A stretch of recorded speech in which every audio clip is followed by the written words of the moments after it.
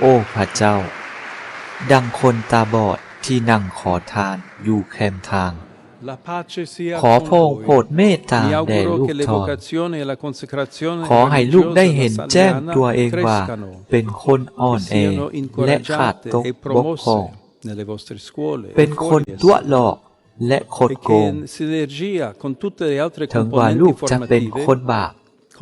แต่พระองค์ทรงสถิตอยู่นำลูกเสมอขอให้ลูกได้เห็นแสงสว่างของพระองค์ที่ส่องเข้ามาในบ่อนที่ยังมืดมัวในตัวลูกดังคนตาบอดที่นั่งขอทานอยู่แคมทางขอพระองค์โปรดเมตตาแด่ลูกทอน